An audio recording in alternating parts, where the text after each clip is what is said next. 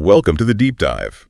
We're here, as always, to take that stack of sources you sent over articles, notes, all of it, and really pull out what you need to know.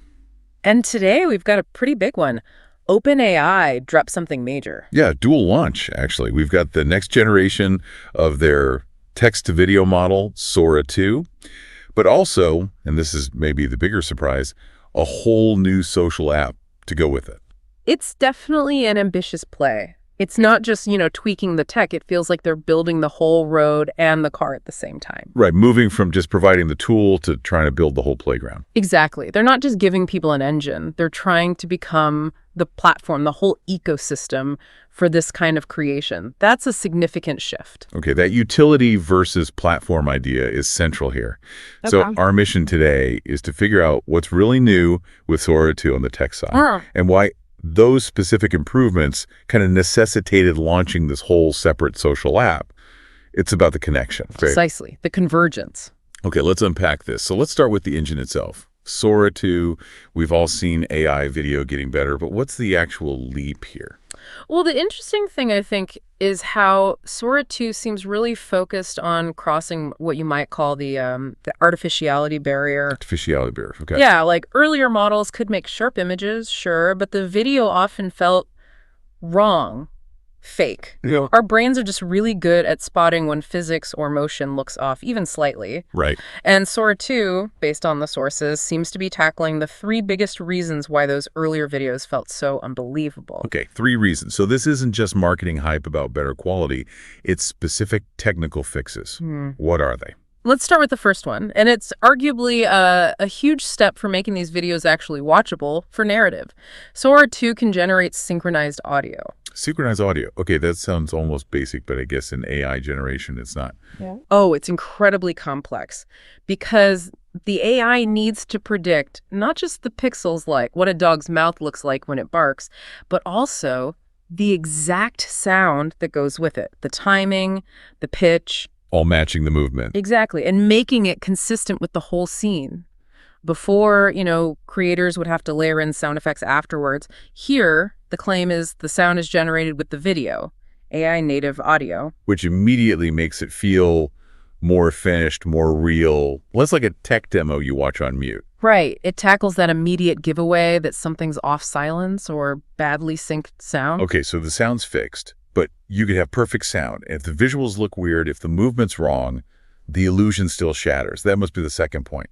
Precisely. Yeah, the second big area is apparently a much better grasp of physics, generating realistic physics. Ah, okay. I remember seeing those examples where things just didn't behave right. Totally. Those viral fails, right? Water flowing the wrong way, weird reflections, people's hands passing through objects they were supposed to grab.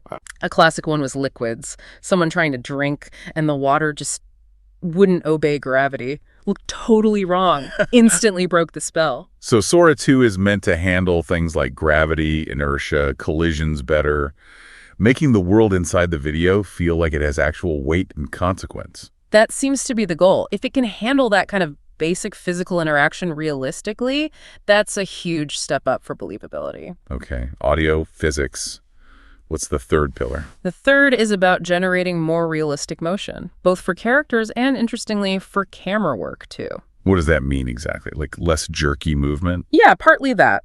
Older models sometimes have this weird flickering or an unnatural, almost too smooth movement, or backgrounds would distort strangely when the virtual camera moved. Okay. It's also about the subtle stuff, the way someone shifts their weight when standing up, how clothes hang and move, hair. Those small details that signal realism. Right. When those are off even slightly, you get that uncanny feeling. So Sora 2 is supposedly focused on making all that movement, even a simple camera pan, feel organic, like it was actually filmed, not just calculated. Got it. So audio, physics, motion. And if you tie them together, these aren't just random upgrades. They seem to be the absolute must-haves, the foundational bits you need to create AI video that people might actually watch and find compelling, not just novel. Right. It moves it from, wow, computer did that, to, hey, that's actually a decent video. Exactly. From a tech demo to potentially real content. Okay, that deep dive on Sora 2, the engine, makes a lot of sense. They needed the content to be viable first, which leads us directly to the other half of the launch. The app. The app. If the video is finally good enough, where do they want you to watch it and share it? Turns out, on their own platform, this dedicated iOS app, also called Sora. Yeah, and that's the strategic piece. They could have just released Sora 2 as like an API for TikTok or YouTube to use. Yeah. But building their own app, that says they want to control the whole experience, from the prompt you type in to the final video to how it gets shared and goes viral. And maybe more importantly, they get to define what AI native video even is. Exactly. Video made entirely from scratch by AI, not just real footage with some effects slapped on. Building their own platform definitely gives them way more control over the features, the rules, maybe the monetization down the line. Okay, so what does the source material say you can actually do in this Sora app? Well, the basics sound familiar, actually. You can create these AI videos using prompts. Okay. You can apparently remix videos others have made, which is interesting, build on them. Sort of like TikTok duets or stitches, maybe. Could be something like that, yeah. Build for iterative, collaborative creation. And then, of course, you can share the short clips you make. Create, remix, share. Standard social loop, but built on a completely synthetic foundation. Right. And this is where we hit the really sensitive part. The sources specifically call out one feature within that loop, something called cameos. Cameos. Okay, alarm bells immediately start ringing. Generating a likeness of a real person. That's deepfake territory. Huge risks. Massive risks. Legal, ethical, reputational, you name it. Anyone involved in content moderation or legal compliance would zero in on that instantly. So how are they possibly thinking of allowing that? It seems like playing with fire. Well, they clearly anticipated this reaction, and the sources detail their answer, their safeguard.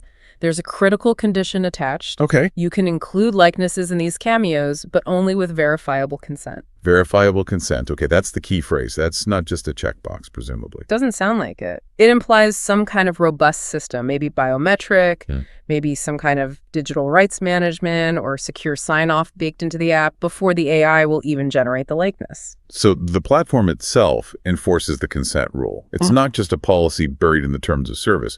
It's a technical gate. Exactly. For this whole thing to even get off the ground, they have to position the Sora app as a place for safe, authorized synthetic creation, not a free-for-all deepfake generator.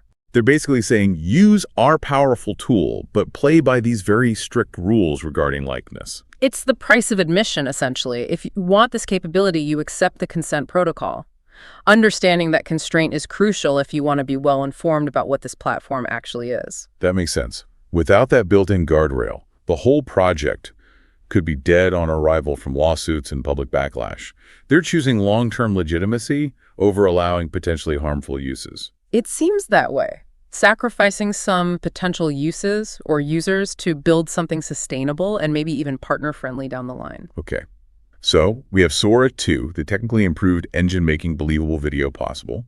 And we have the Sora app, a dedicated social platform with this built-in consent mechanism for likenesses. What does putting these two together tell us about OpenAI's bigger picture goals? I think it signals a really bold push into owning the entire creative stack for this new type of media. They're not just supplying parts anymore. No.